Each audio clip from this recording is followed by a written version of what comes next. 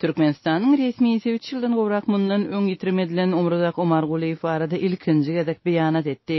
Ýewropada howpsuzlyk we hyzmatdaşlyk guramasynyň adam hukuklary boýunça maslahatynyň 30 ýyllygyna bagyşlanyp Warşawada geçirilen ýygnakda 15 oktýabrda çykyş eden Türkmenistanyň wekili Omurdak Omarguliýewiň ýakynda harby gullugyny üstünlükli tamamlandygyny we oňa garşy henüz jinaýat işiniň ýokdugyny habar berdi. Türkmenistanyň resmiýetiniň sözlerine görä Omarguliýew baradaky beýanaty ýygnaga gatnaşyjylaryň Türkmenistanyň raýatlarynyň hukuklarynyň we raýat adatlyklarynyň bozulmagy baradaky sorawlaryna we beýanatlaryna jogap bolupdyr. Unfortunately, some panelists, instead of talking on the topic of agenda. Gynansagyň çykyş edenleriň käbiri konferensiýanyň programmasyna beýan edilen temalar barada gürlemegin ýerine käbir gatnaşyjy ýurtlardaky, şol sany meniň ýurdumdaky ýagdaýlar barada gürledi. Biz bu esasy aýyplamlar barada tesbir vermek islemeýäris ýöne muňa garamazdan habar berýäris. Türkmenistanyň raýaty Ömruzak Omarguliýewiň ýangy ýakyny harby gullugyny üstünlükli tamamlandygyny we türme eltip biljek jinaýat işiniň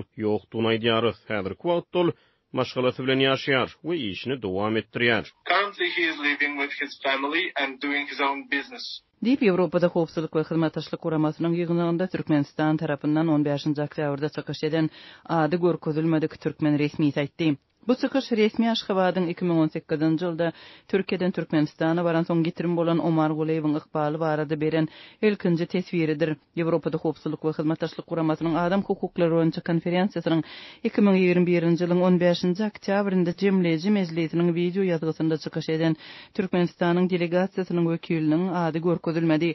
Ýaş türkmen aktivist Omurdak Omarguliýew 2018-nji ýylyň mart aýynda türkmen diplomatlary tarapyndan Türkiýeden Aşgabada alınıp barilan soň ýetirim bolupdy. Omarguliýew ýani özüne Aşgabatdan Türkiýe gitmäge ruhsat berilmeýänligi barada adatlyga we beýleki garaşsyz neşirlere habar beripdi we desine ýetirim bolupdy. Onuň kömegi üçin Birleşen Ştatlaryň Aşgabatdaky elçixanasyna hem ýüz tutanlygy ma'lum boldy. Omarguliýew 2018-nji ýylyň 11-nji martynda ýetirim bolmagynyň oňy sirasynda Adatlyk radiosyna gurrun bermegine görä, ol şol ýylyň fevral aýynyň ortalarynda Türkmenistanyň Türkiýedäki elçisiniň türkmen ýaşlarynyň wekili hökmünde parlament saýlawlary bilen baglanşykly wakalara gatnaşmak üçin öz watanyna gitmek teklibi boýunça Aşgabada baripdir.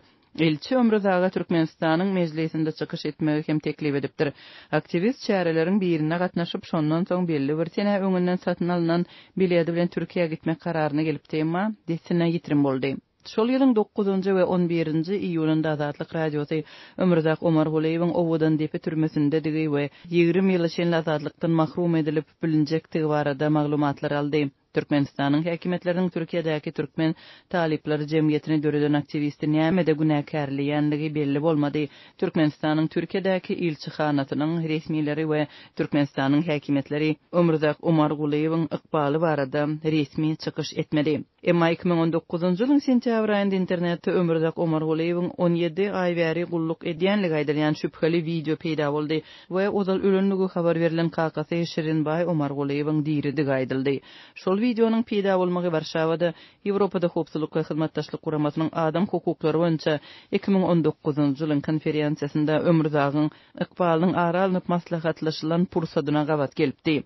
Günbatar hökümetleri we halkara guramalary Ömrüzak Omarguliýewiň ykbaly barada ençemegedek alada bildirdiler we türkmen hökümetinden ýigit barada maglumat talap etdiler. Omarguliýewiň ýetirim bolmagynyň 3 ýyllygynda halkara guramalary Birleşen Ştatlaryň täsirli senatorlary we siýasatçylary türkmen häkimetlerinden ony desine boşatmagy çağırdylar. 2020-nji ýylyň iýulynda Birleşen Ştatlaryň prezidentligine öňkü kandidat Mitt Romney bilen birlikde Birleşen Ştatlaryň 10 senatory Ömrüzak Omarguliýew we ýylda anan ýazy fiýaly syýasy tutsaglary boşatmagy çağırdylar. Geçen ýylyň iýun aýynda Birleşen Ştatlaryň Ýewropada howpsuzlyk we hyzmatdaşlyk guramasyndaky elçisi James Gilmore Türkmenistanda adam hukuklary meselesi ara alynıp maslahat edilende Omarguliýewiň goşuna çağırılan ýagdaýynda onuň şol wagtda çynly harawy gullugyny tamamlamalydygyna hem okuwyny dowam etdirmäge mümkinçiliginiň bolmalydygyna ünsü çekipdi. Olary diri Orkuzun atly halkara kampaniýasy Ömrüzak Omarguliýew Türkmenistanda zor bilen ýetirim bolanlaryň ýüzlerçesiniň sanawyna goşdy.